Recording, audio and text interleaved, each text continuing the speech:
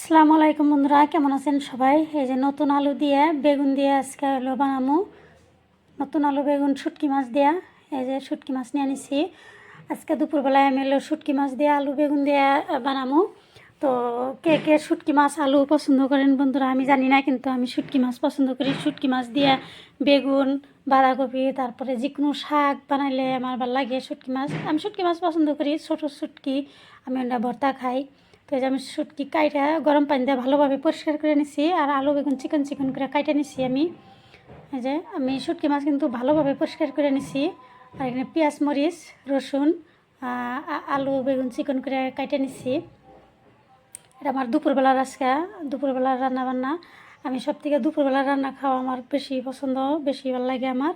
এই যে এখানে তেল দিয়ে দিছি, রসুন দিয়ে দিছি। রসুনটা একটু লাল হওয়ার পরে আমি পেঁয়াজ দিয়ে দিলাম। পেঁয়াজটা একটু ভাজার পরে একটু ভাজবো আর কি, অত লাল করে ভাজবো না। এই যে পেঁয়াজটা ভাজার পরে আমি হলো এনে আমি শুটকি মাছ দিয়ে দিব। ওই যে বেশি কড়া করে ভাজি নাই, কিন্তু পেঁয়াজটা রসুনটা যেরকম লাল হয়েছে পেঁয়াজটা ওরকম লাল হয় নাই আর কি। আমি যে শুটকি মাছ দিয়ে দিলাম, শুটকি মাছটা একটু কড়া করে ভাজবো আমি, তেলের মধ্যে ভাজা নিবো যেন কোনো ধরনের গন্ধ না থাকে আর কি।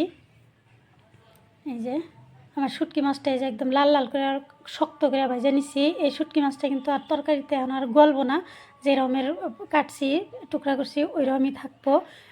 তারপরে এলো যে আমি আলু বেগুন ঢেলে দিছি।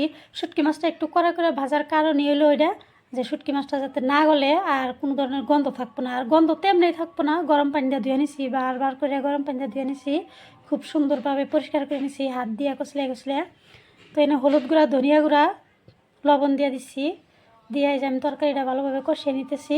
তরকারি একবারে কষানো হয়ে যাওয়ার পরে আমি জল দিই। সব তরকারি আমি একদম ভালোভাবে কষাই নিই, তারপরে আমি জল দিই। আর তরকারি যত ভালো কষানো হয় খাইতে ততটা ভালোই হবো। এই যে হয়ে গেছে আমার তরকারি কষানো হয়ে গেছে। এখানে কিন্তু আলু সেদ্ধ হয়ে গেছে, এরকম একটা ভাজি টাইপের মতোই। তো এনে আমি শুটকি মাছ দিচ্ছি, যার জন্য একটু জল দিয়ে দিম। তোমার বন্ধুরা কে কে শুটকি মাছ তরকারি পছন্দ করেন, শুটকি মাছ দেওয়া তরকারি খাইতে কে কে শুটকি মাছ পছন্দ করেন আমারে কোয়েন। আমি শুটকি মাছ পছন্দ করি, আমি ছোট ছোট শুটকি মাছ ভর্তা খাই, ভাল লাগে। আর শুটকি মাছ দিয়ে বাঁধাকপি বানায় খেলেও আমার ভাল লাগে। আর বিশেষ করে আমি হলো কি কয় মন ভোলা শুটকি দিয়ে আমি তরকারি খাই বেশি। যে বেগুন তারপরে বাঁধাকপি শাক টাক এগুলো বানাইলে ভাল লাগে। এটা হলো বামলা শুটকি। মন ভোলা শুটকি কে কী কয় আমি জানি না, আমি চিনি না। আমি দোকানে গেলে ওটা মন ভোলা শুটকি কইছে, তখন থেকে আমি ওটা মন ভোলা শুটকি হিসাবে চিনি। তো যেন আমি জল দিয়ে দিছি, অল্প পরিমাণে জল দিয়ে দিছি, যেহেতু তরকারিটা হয়ে গেছে অল্প একটু জল দিয়ে দিছি। আলু সেদ্ধ হয়ে গেছে, বেগুন তো একদম নরম বস্তু, এটা তো আর অত দরকার পড়ে না জাল করার। জল দেওয়া যে আমার জল ফুটে গেছে। তো বন্ধুরা সবাই ভালো থাকবেন, সুস্থ থাকবেন, আল্লাহ হাফেজ। এলো আজকে আমার দুপুরের তরকারি।